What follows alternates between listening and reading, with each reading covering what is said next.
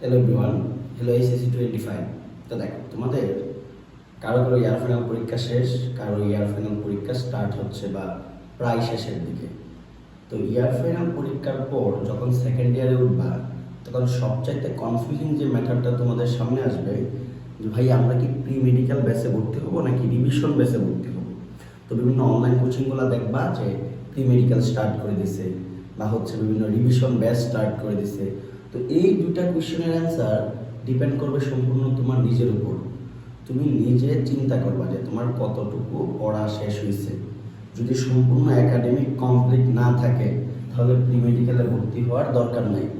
আগে academic পড়াগুলা complete করতে হবে, কারণ প্রি মেডিকেল বেসে কখনো তোমাকে একাডেমিকের মতো পড়াবে না। এটা just one type of revision ক্লাসের মতো, বুঝছো?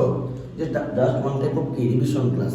যে আমরা যখন প্রি মেডিকেলে পড়াই, দেখো একাডেমিকে যখন পড়াই একটা চ্যাপ্টার লাইক টিস্যু, ওই টিস্যুর উপর আমরা 5টা ক্লাস নিই, 4 থেকে 5টা। তো সেম টিস্যু যখন মেডিকেল অ্যাডমিশনের জন্য প্রি মেডিকেল বেসে পড়াই, তখন একটা ক্লাসে শেষ করে দিই। তো তুমি নিশ্চয়ই ওই এক ক্লাসে তুমি সিকিউ এর জন্য পড়তে পারবে না। যদি সিকিউ এ গ্যাপ থাকে, একাডেমিকে গ্যাপ থাকে, আগে একাডেমিক পূরণ করতে হবে। এই জন্য সবচাইতে ভালো হয় তুমি যদি চাও রিভিশন বেসে ভর্তি হতে পারো। তো রিভিশন বেসে ভর্তি হলে হয় কি, যে ওরা মেইনলি আর্কাইভ ক্লাসগুলো দিয়ে দেয়। তো আর্কাইভ ক্লাসগুলো তুমি নিজে নিজে কমপ্লিট করার পর তখন তুমি চাইলে প্রি মেডিকেল বেসে ভর্তি হইতে পারো। দ্যাট মিনস সবার আগে সিলেবাস কমপ্লিট করতে হবে, সবার আগে একাডেমিকের মতো করে সিলেবাস কমপ্লিট করতে হবে। লাইক এরকম না যে সিলেবাস কোনোভাবে জাস্ট হালকা একটু টাচ করে করে চলে গেছি, এখন আমি প্রি মেডিকেল ব্যাচ করে সম্পূর্ণভাবে নিজেকে প্রিপারেশন করে ফেলবো, এরকম হয় না। প্রি মেডিকেল ব্যাচ পরবর্তীতে আগে নিজের সিলেবাস শেষ করতে হবে।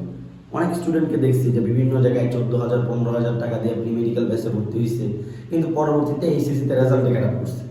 আমার কাছে অনেক মেসেজ আছে যে ভাই এখন কি করব, এখন কি করব। যে এটা হচ্ছে হাইপ, যে ভাইয়ারা এত সুন্দর পড়ায়, এত বড় বড় অ্যারেঞ্জমেন্ট, এই সেই, এই হাইপে ভর্তি হয়ে যায়, পরে একাডেমিক খারাপ হয়, দেন বুঝতে পারে না যে আসলে কী করবে। তো সবার আগে 1 নম্বরে একাডেমিকের মতো করে সিলেবাস শেষ করবা, তারপর দরকার হয় আগে থাকতে চাইলে প্রি মেডিকেল ব্যাচে ভর্তি হইতে পারো। কিন্তু সবার প্রথম সিলেবাস শেষ না করে প্রি মেডিকেল ব্যাচে ভর্তি হওয়ার দরকার নাই। যে ভাইয়াই যে কোচিং যত পার্সেন্টে অফ দেখ না কেন, তুমি পার্সেন্ট অফ দিয়ে ভর্তি হইলে শুধু শুধু ক্লাস করো না। ক্লাস না করে ওই অফ নিয়ে ভর্তি হয়ে কোনো লাভ নাই, টাকা নষ্ট করার কোনো দরকার নাই। ঠিক আছে?